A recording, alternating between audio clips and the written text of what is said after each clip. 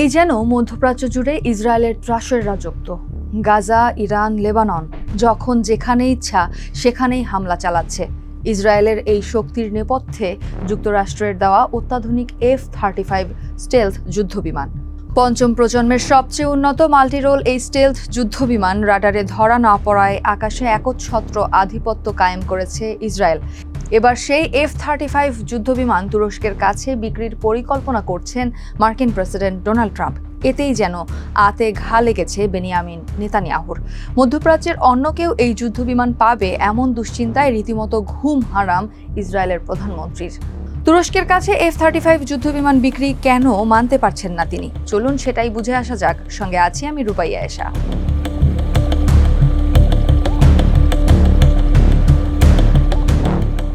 Trump তুরস্কের কাছে অত্যাধুনিক F-35 স্টেলথ যুদ্ধবিমান বিক্রির বিষয়টি আবারও বিবেচনা করছেন। বর্তমানে ন্যাটো সম্মেলনে আঙ্কারায় অবস্থানরত ট্রাম্প নিজের প্রথম মেয়াদে তুরস্কের ওপর আরোপ করা F-35 বিক্রির নিষেধাজ্ঞা তুলে নিতে পারেন। এমন খবর প্রকাশিত হওয়ায় কয়েক ঘণ্টা না যেতেই প্রকাশ্যে ওয়াশিংটনের এই সিদ্ধান্তের বিরুদ্ধে অবস্থান নিয়েছেন নেতানিয়াহু। এক্ষেত্রে তার ভাষ্য, তুরস্ককে F-35 দেওয়া মানে যুক্তরাষ্ট্রের জন্য তুরস্ককে আরও বন্ধুত্বপূর্ণ রাষ্ট্র বানানো নয়, বরং বিপদ ডেকে আনা। কারণ তুরস্কের বর্তমান সরকার মুসলিম ব্রাদারহুডের আদর্শে প্রভাবিত, আর এই সংগঠন যুক্তরাষ্ট্রকে ঘৃণা করে। তুরস্কের প্রেসিডেন্ট রিসেপ তাইয়েব এরদোয়ানকে ইঙ্গিত করেও ট্রাম্পকে সতর্ক করেছেন নেতানিয়াহু। বলেন, তিনি যুক্তরাষ্ট্রের আদর্শ মিত্র নন, বিশ্বের একমাত্র ইহুদি রাষ্ট্রকে ধ্বংসের হুমকি দিয়েছেন তিনি। তুরস্ক শান্তি ও স্থিতিশীলতার প্রতীক নয়, কাজেই তাদের হাতে এমন সামরিক ক্ষমতা তুলে দিলে তার ফল হবে ভয়াবহ। যে কারণে তুরস্কের কাছে F-35 বিক্রি না করতে ব্যক্তিগতভাবে ট্রাম্পকে অনুরোধ পর্যন্ত করেছেন নেতানিয়াহু। কেননা তার মতে এই যুদ্ধবিমান তুরস্ককে দেওয়া হলে মধ্যপ্রাচ্যের সামরিক শক্তির ভারসাম্য নষ্ট হয়ে যাবে।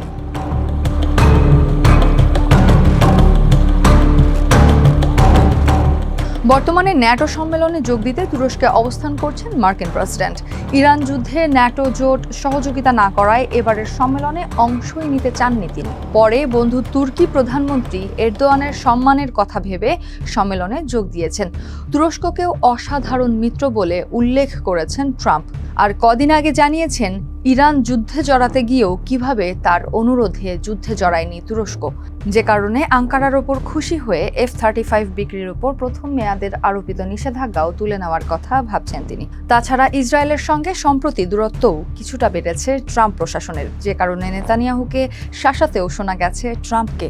তিনি বলেন, নেতানিয়াহু জানেন আসল বসকে, কাজেই এখন যদি আসল বসের মতোই আচরণ করেন ট্রাম্প, নেতানিয়াহুর অনুরোধ উপেক্ষা করেই সিদ্ধান্ত নেন তুরস্কের কাছে F-35 বিক্রির, তাহলে নেতানিয়াহুর জন্য সেটা মাথায় বাজ পড়ার মতোই ঠেকবে।